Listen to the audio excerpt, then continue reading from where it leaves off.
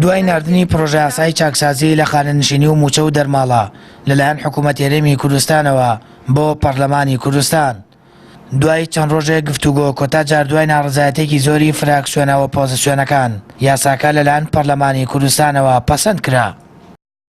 بەشێک لە هاوڵاتیان پێیان وایە پرۆژەکە لە خزمەتی سەرجەم هاوڵاتیان و موچەخۆران هێرێمی کوردستاندا نییە، تەنها چینێکی دیاریکراو لێی سوودمەند دەبن، ئەگەرنا دەکرا کاری باشتری تێدا بکرایە. هەر ئەوەیە کە تەنها پلە باڵاکانی سوادیان لەو چاکسازیە کردووە، هاوڵاتی ئەم وڵاتە ئیسفادە لەو چاکسازیە نەکردووە. ئەوە بووە کە قەرارێک بووە کە معاشی خانەنشینی لە 500,000 بەرەو خوار نەبێ، پێم وابێ ئەو یاسار پەسەند نەکراوە، هەر باسیشی لێوە نەکرا، ینی شتێکی وان نەبوو باسەکە. بۆ بەس بە پسە باڵاکانەوە تەنها بۆ فەقیر و هەژار نییە کاکەگیان، نوێنەری خەڵکن ئەوانە بێت بە پێ بۆ ملەتی فەقیر و هەژار بژین، نەک بۆ خۆیان بژین کاکەگیان.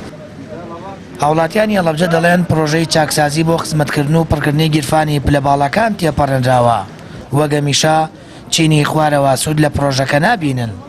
ئەگەر نادەکرا حکوومەت چاکسازی بکردایە لە سەرجەم داهاتەکان، دواتر بیری لە چاکسازی لە موچە و سێکتەرەکانی تر بکردایەتەوە.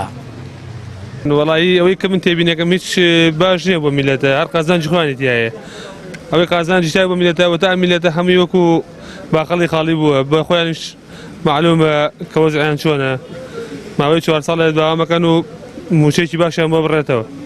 ئەگەر بێتەوە لە قازانجی خەڵک بێ بەخوایشی قازانجی خەڵک نییە، هەر خەڵک خەڵەتان دنە، هیچ سوادێکی نییە بۆ میلەتە، هەر بەخۆیان سوادێ هەیە. پەسەندکردنی پرۆژە یاسای چاکسازی لە خانەنشینی و موچە و دەرماڵە کاردانەوەی چین و توێژەکانی بەدوای خۆی دایەنا، بە شێوەیەک پرۆژەکە بۆ سوودی چینێکی دیاریکراو کە ئەوانش پلە باڵاکانن ناو دەبن و بەوەش پەرلەمان بە ناوەندێک دەزانن بۆ تێپەڕاندنی ئەو یاسایانەی حیزبەکان ڕێکەوتنیان لەسەر کردووە. ئەگەر نادەکرا حکوومەتەکە مەنگاوی بۆ باشترکردنی موچەی خانەنشینان و دانەوەی پارەی پاشەکەوتی فەرمانبەران بوایە. سامان فەتاح، کەناڵی ئاسمانی پەیام، هەڵەبجە.